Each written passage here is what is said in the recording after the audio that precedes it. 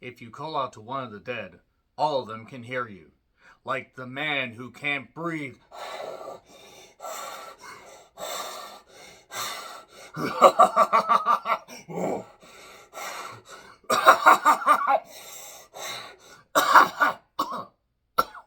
Because he can't breathe. Get it?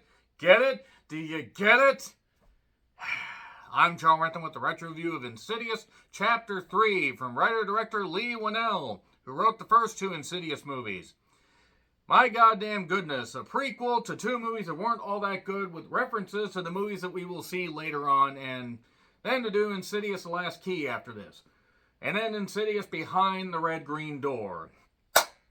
God, the Insidious franchise is absolutely terrible, but onwards to the fourth one after this. Dermot Mulroney was the biggest name actor in this. And that's nothing against him, but in 2015, when he is your biggest name actor, yeah. Angus Simpson was in this. Leigh Whannell was also playing Specs. You get to find out how they came to be and how Lynn Shane's Elise came to pair up with them. Yeah, this takes place a few years before the first movie, where Lynn Shane's Elise died.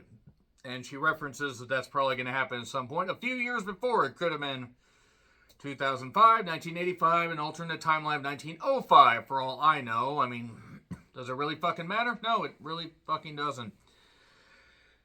So there's a young lady named Quinn, played by, well, let's just call her Miss Scott. Great Scott! And, yeah, she ends up suffering hauntings because of an accident. And then she must be saved by her dad, played by Dermot Mulroney. This movie cost $10 million, which is significantly more than the first two movies cost. It made $52.2 million at the U.S. box office, which was down compared to the second one, and $112.9 million, which is above the first one, down from the second. And things are starting to go down the porcelain throne. Jump scare noises and tension music, and you don't need to the goddamn credit sequence. You don't need to do that or get to where you're either doing too many jump scares or you forget that you're doing a demonic haunted house movie thing, something or other. So yeah, a few years before the Lambert, Sheepish Lion Lambert family. So Quinn goes for Elise's help. She wants to contact her mother, and Elise basically says, okay, sure, I don't really use my gift anymore. It turns out that her husband actually died by ending his life. I'm going to choose my words carefully there. And she doesn't want to use her gift anymore. I mean, that makes sense. The movie's kind of going back in on its own ass. So, she is doing this reading anyway, and then she's hearing, go away, go away. There's this the old lady that possessed, remember the two-faced woman that possessed Patrick Wilson's character? Remember that? Yeah, the one that ended up ending her life. Yeah, that's the demon that's causing her to go absolutely insane. And oh no, I can't do this. I can't do this. I can't do this anymore. And Elise is like, my mom died of cancer. I just want to say goodbye to her.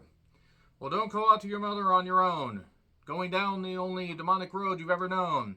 Like a drifter, you're into the further all alone. Yeah, I don't really know what I'm saying here.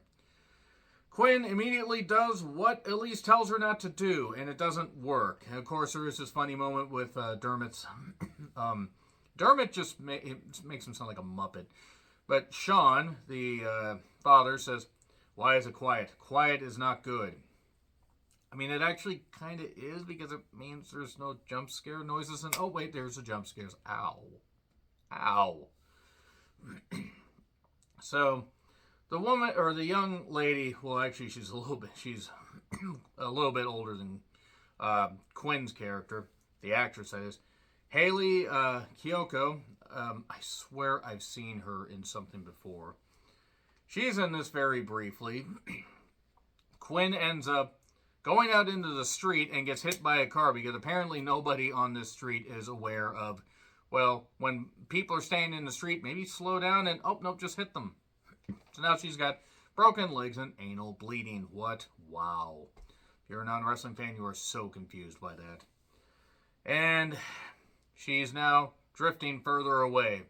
drifting where no one can find her again. And it's all alone, and I don't remember the rest of that Drowning Pool song because I don't care about anyone else but me, and I don't care about anything until we go to 3 weeks later.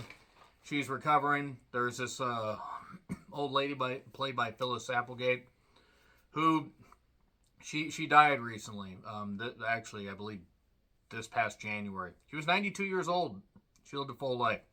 She's been in quite a bit of stuff. Check out her IMDb page for the full listing. You may be surprised at some of the shit that she was in. Anyway, the one that is targeting Quinn is the man who can't breathe. Keeps haunting her, and then he gets to her eventually. By basically shutting off all the lights and then taking her further away. The cell phone that Quinn used, the slide out with the keyboard and everything, I had one of those. Those things were bitches. Thank God I have a smartphone that's smarter than I'll ever be. And she's talking to her friend Haley. Is that your brother? Well, he's right next to you. Who's right next to me? Oh no, this ghost here, and I got broken legs, and then he takes half her soul to the further. And then the old lady, played by Phyllis Applegate, dies, which is a shame. And then Quinn ends up constantly being taken away.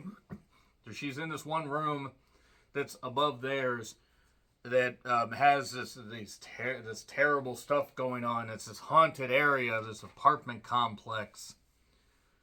And then Sean goes to Elise for help. She tells all the stories about what happened with her, with basically her husband.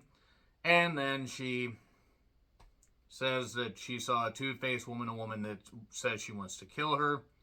She looks in the further, sees the red door, doesn't go behind the red door, doesn't even paint it black, did not listen to Mick Jagger. God damn it, Elise, you should have. You painted it black, maybe we would have been behind the black's door. Probably should have worded that better. Let's just move on. Specs and Tucker show up because Elise can't, and they do haunted house stuff. That goes tits up immediately. Carl shows up, who's in the first two, and talks to Elise, and she says, my gift is all I have. You're more than your gift, and families need your help. And she's like, you know what, you're right. This one scene has convinced me that I may die by this ghost hand somehow, but I'm going to keep doing this shit, even though I'm living in fear. And then Quinn gets possessed. She busts her cast off, proving that she was well cast in this movie. She hits everybody with a wrench, throwing a wrench into their plans. That's right, I've got stupid puns. And if you notice, I'm blitzing by in this movie. A lot of it is just filler. A lot of it really doesn't go anywhere. I mean, by the time you get to any haunted stuff in this prequel, that isn't really much of a prequel. I mean, it tells a little bit before what happened, but you don't really care because you probably didn't care about the origin story before, so it's an unnecessary prequel. In addition to being something that, besides money, really had no right to be made. And then she does a demonic voice because the mother passed away. He's like, your wife left you, and I'm going to make you suffer by taking your daughter away. And then, sudden onset Elise. Elise just showing up. Lynn Shane showing up out of nowhere. One of my greatest fears in life. Nothing against Lynn Shane, but I kind of wonder, what the hell are you doing here? So, she goes into the further, runs into a crying woman, runs into that ghost, that woman that's going to kill her, but then she throws her. She pushes her away and throws her out. She headbutts her, pushes her, and throws her. Why didn't she just do that in the first one? I mean, maybe that was left on the cutting room floor. It's entirely possible she could have done all this in the first one. I watched that 2 weeks ago, and I'm struggling to remember much of what she did. But then she confronts the demon, and she gets the rest of the family to say, Quinn, we love you. Please come along, help me while my spirit's doing all this stuff, and Specs is writing stuff down, and Tucker is doing the filming. And then to get the demon away, she just smashes her foot on the floor, and that's force. She forces the floor open. The man who can't breathe just fell down through it somehow, and she sees her husband during this. And the husband basically is played by the man who can't breathe. He tries to get her to off herself. She doesn't. And then she stabs the man that can't breathe. And he's got the mask on, like that. She runs away with Quinn. And the mother's ghost shows up. Thanks, honey. We could have used your help before. And then Quinn is rescued. Everybody's fine. They're going to team up. And then we get to Insidious The Last Key, which I'll review at some point. God, Insidious Chapter 3 was shit. Anyway, agree, disagree with what I said, like, share, subscribe, Twitter handle in the description. I'm John Ritlin. I'll see you soon.